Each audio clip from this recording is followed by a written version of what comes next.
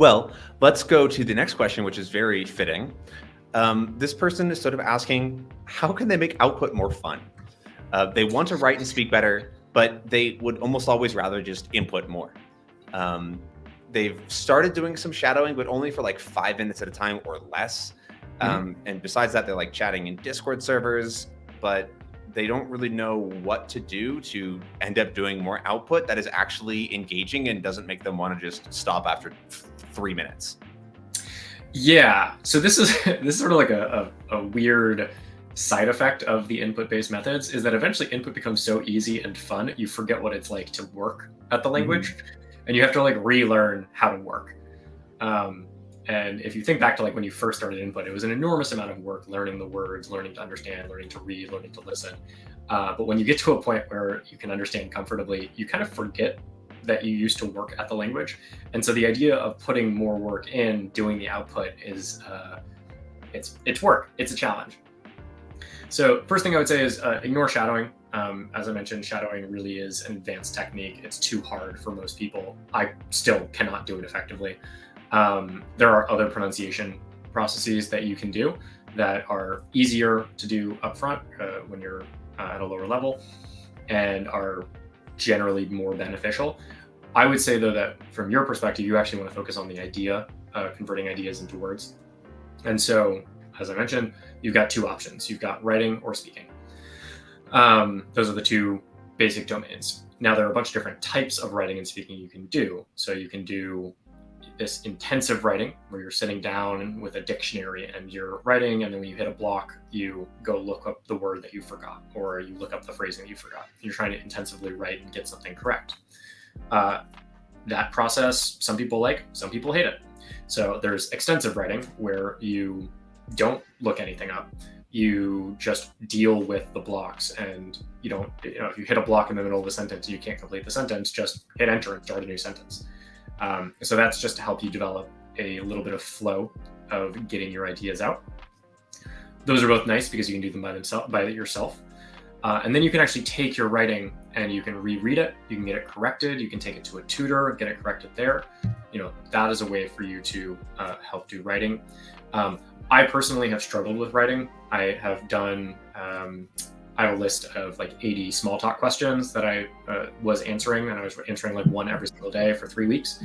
And that was great because I could take that to my tutor and get it corrected. And then I got bored with that. The recent thing that I've been doing is using ChatGPT to write small stories. So we like write a children's short story together where ChatGPT will give me a prompt, or will give me like the first paragraph of a story, and then I'll write the next paragraph, and then he'll write the next one, and I'll write the next one.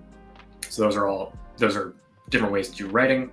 Personally, I find talking to people a lot more fun. I've joined a Spanish meetup. I think it's really valuable to get out and talk to people and have that experience.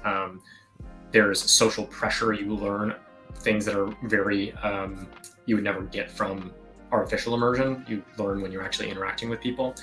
So if you like speaking to people, if you like being social, I enjoy social things. So one of the ideas that I've been toying with is finding a game group to play games with online.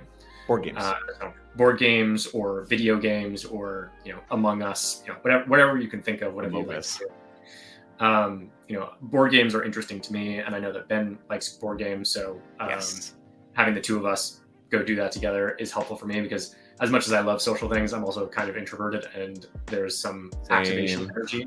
Like every Friday when I go to this meetup, I have to convince myself to go, and it's easier to do when you have another human there to make plans with and to help push you to actually go do the output thing.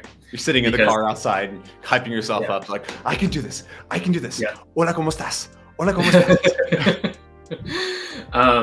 And then the other thing is just hiring a tutor. It makes things easier. I know people don't really want to spend a lot of money all the time, but when you pay somebody to listen to you, you don't feel as bad about wasting their time, because you're not wasting the time, you're paying them. So even if you sound terrible, they're literally there to help you through that. So it's not like talking to somebody on the street and you have to feel embarrassed. It's just, for me personally, talking to a tutor, super easy, because I don't care about making mistakes. I'm not trying to really impress them. There's nothing on the line, and I'm paying them for their time, so I don't feel bad. So having a tutor and scheduling consistent tutoring sessions. So, a month ago, I did a tutoring session literally every day for 2 weeks, just to see what that was like. I know Josh on our team, he was doing like 2 hours of French every day for, I think, like a whole month or two. That was crazy. Yeah, it was nuts. You did great. And you should expect in the output process that the first 25 to 50 hours are kind of going to suck. You're really trying to get things coming out of you. You're trying to get your ideas into words, and like that is a painful process. It feels like sludge. You're constantly forgetting things. You're constantly like have that tip on your tongue feeling. But then things start to get easier. And so just know that suck part actually goes away pretty quickly. Actually, we've noticed that around 50 hours, people are pretty comfortable. And then every time you pick up a new output skill, it's going to suck again, and then you'll get better at it. And so it's basically like, look for the output skills that you do engage with, right? If shadowing is not floating your boat, try something else, right? Something that worked for me for a while was doing some solo journaling RPGs. You use some basic prompt generators to essentially create a short story in your writing. That was really fun. The past couple of days, I've actually been doing a write-up for a friend of mine here who's learning Magic, which is a game that I play. And so I've been sending them sort of fairly detailed, like written things, probably a couple hundred words about some of the strategy and like why. And it's been really fun for me because it's a hobby of mine. It's great practice.